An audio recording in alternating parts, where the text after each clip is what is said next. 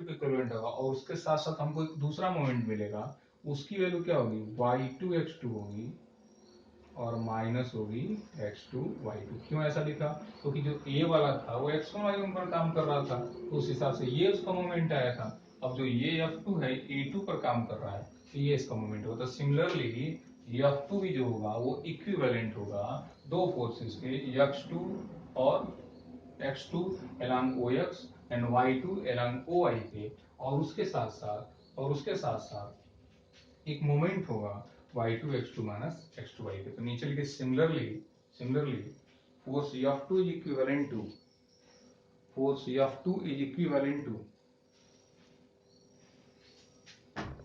force F2 is equivalent to two forces x2 and y2, two forces x2 and y2 along OX and OY, along OX and OY, and a couple of moment and a couple of moment क्या हो जाएगा, y2 x2 minus x2 y2, y2 x2 minus x2 y2। इस तरीके से हम F1 F2 को break किए, वैसे ब्रेक करते हुए लास्ट तक Fn तक जाएंगे। तो होगा क्या, ध्यान से समझिए, होगा क्या कि जो जो इसको बढ़ाते रहते, इसके अलग एक फोर्स x1 मिला, y1 मिला और एक मोमेंट मिला, किसके लिए, F1 के लिए। फिर F2 के लिए भी क्या हुआ, एक फोर्स x2 मिला, इसके अलग एक फोर्स कौन सा मिला, y2 मिला इसके अलग, और एक मोमेंट मिला। ये ऐसे आगे बढ़ते जाएंगे तो x3 के लिए मिलेगा, और फिर इधर क्या मिलेगा, y3 के लिए मिलेगा, और लास्ट में ऐसे बढ़ते जाएंगे तो एक एक्शन के लिए मिल जाएगा और एक इसके लिए y1 के लिए, और एक मोमेंट मिल जाएगा। तो जो टोटल फोर्सेस को आप कंटिन्यू कर देंगे तो आपको तीन पार्ट मिलेगा। एक सभी फोर्सेज एक्स एक्सिस के अलग, x1 x2 x3 x4, कुछ फोर्सेज y एक्सिस के अलग, y1 y2 y3 y4, और एक मोमेंट होगा जो मोमेंट आपका एक एक करके y1 x1 minus x1 y1, दूसरे के लिए y2 x2 minus x2 y2, तीसरे के लिए y3 x3 minus x3 y3। मतलब क्या हुआ, इस F1 F2 up to dot Fn को जब ब्रेक करेंगे, तोड़ेंगे, तो आपको x1 x2 x3 up to dot x and direction बहुत सारे फोर्सेज मिलेंगे, और y एक्सिस की डायरेक्शन में आपको y1 y2 y3 up to dot yn मिलेंगे, और उसके साथ साथ एक मोमेंट मिलेगा जिसकी वैल्यू ये होगी। तो क्या करेंगे, इस सभी के डायरेक्शन क्या है, सेम है, तो एक सिंगल फोर्स लिख सकते हैं जिसकी वैल्यू क्या हो जाएगी, x1 plus x2 plus x3 up to dot xn।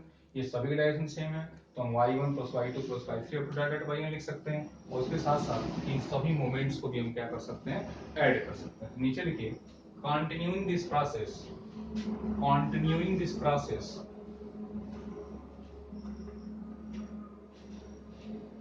the whole given system of equation, the whole given system of forces, the whole given system of forces is equivalent to, is equivalent to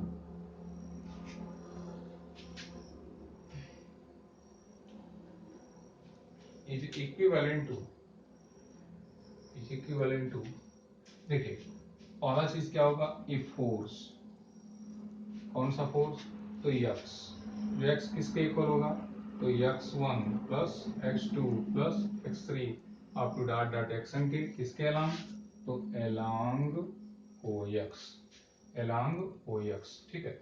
ऐसे ही दूसरा force क्या मिलेगा आपको, ये force, वो force y के equal होगा, और किसके इक्वल होगा, y1 plus y2 plus y3 up to dot dot किसके, yn के।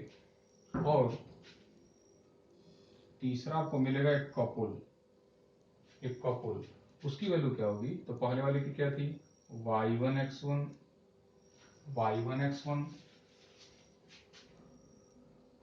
माइनस x1 y1, फिर plus y2 x2 minus x2 y2, फिर plus up to dot dot yn xn और माइनस xn क्या हो जाएगा, y। ये टोटल मोमेंट हो जाएगा। इस मोमेंट को हम किसे दिखा दे रहे हैं, g से। तो ये तीन पार्ट में हमको मिल जाएंगे, दो फोर्सेज और एक कपल g की वैल्यू। वीडियो पास करके, वीडियो को रोक कर तुरंत नोट कर लीजिए। अब देखिए,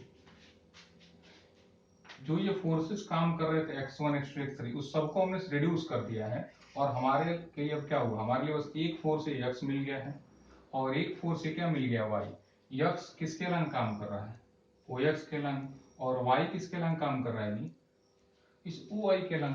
ठीक है, इसका मतलब क्या हुआ कि अब इन दोनों फोर्सेस का रिजल्टेंट ले सकते हैं, क्योंकि इन दोनों के बीच का एंगल कितने डिग्री है, 90 डिग्री है।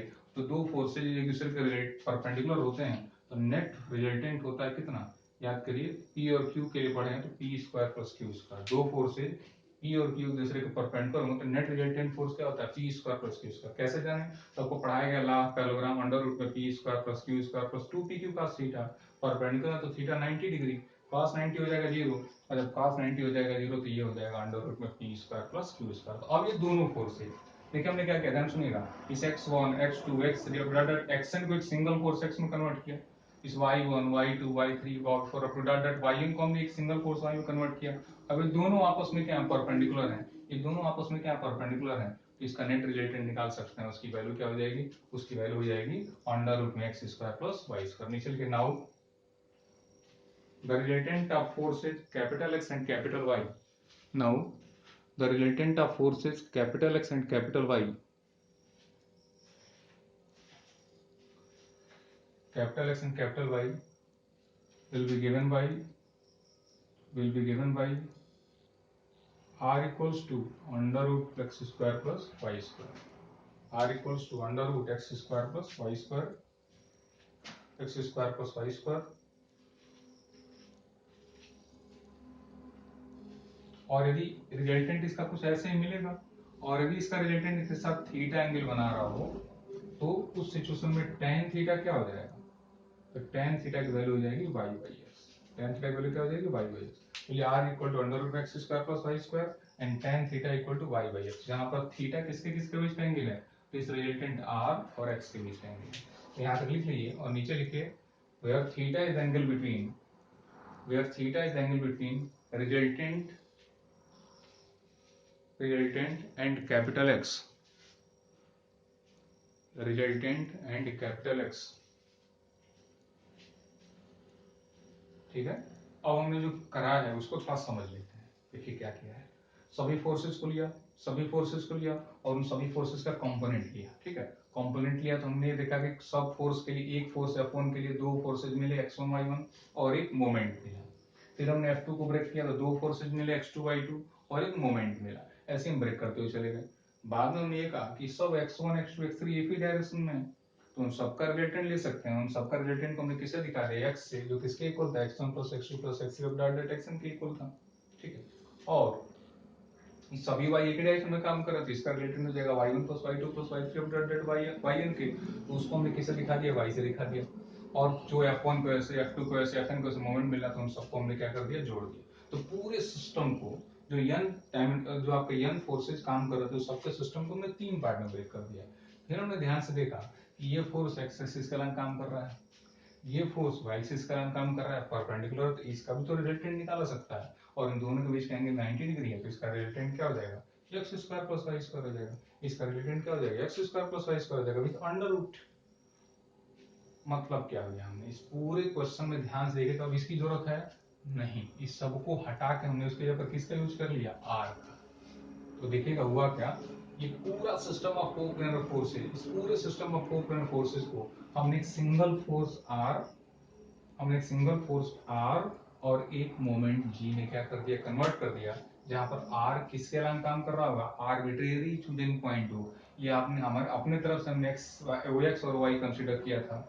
आर्बिट्रेरी चूजिंग पॉइंट हो पर रिलेटेंट आर काम कर रहा है और हमको क्या मिल गया, कपल। यानी क्या हुआ, हमने इस बात को प्रूव कर दिया कि system of coplanar forces acting on real body can be reduced to a single force at arbitrary choosing point and a couple। इसी चीज को आपको क्या करना था, प्रूव करना था। तो हमने अभी तक जो किया उसके बाद समराइज कर देते हैं। First of all, we consider two axes OX and OY which are mutually perpendicular and intersecting at point 2. Now consider forces F1, F2, F3 of dot dot Fn are acting at point A1, A2, A3 of dot dot Am. Now we resolve this force F1 into its two components x1 and y1, where x1 is along x-axis and y1 is along y-axis. Similarly, resolving this force F2 in two components x2 and y2, where x2 is the component along x-axis and y2 is the component along y-axis. Now we introduce force x1 along OX and along OX dash. Therefore, there is no disbalance or no disturbance in the equilibrium of the body. Now, the force x1 at A and the force x1 along OA forms a couple whose moment is given by x1 and distance between them is y1. Therefore, moment is x1 y1. And since this couple tries to rotate the system of body in clockwise, therefore its moment is its couple is taken as negative, and couple will be minus x1 into y1. In the similar way, we introduce two forces y1, one along OI and other along OI dash. Now, this force y1 at A1 and force y1 along OI dash forms a couple whose moment is given by y1, and the distance between these two forces is x1, y1 into x1, and this moment or this couple tries to rotate the system in anti-clockwise direction. Therefore, the moment of couple or the value of moment of couple will be positive. Value of moment of couple will be positive. Therefore, the force F1 can be reduced to two forces x1 and y1 and a couple which is given या discussed above. पहले discuss किया जा चुका है. In the similar way, we reduce F1, F2, F3, F dot at Fn, and we reached on the conclusion that these all forces or system of forces can reduce to a single force x equal to x1 plus x2 plus x3 along OX and y equals to y1 plus y2 plus y3 along y1 up to yn along OI and a couple of moment g which is given as. Now these two forces x and y are perpendicular to each other, therefore its resultant is given by under root x square plus y square. Hence, the given system of equation or system of coplanar forces acting on various bodies can reduce to a single force R, and a couple G through arbitrary fusion point O. यही आपको क्या करना था, prove करना.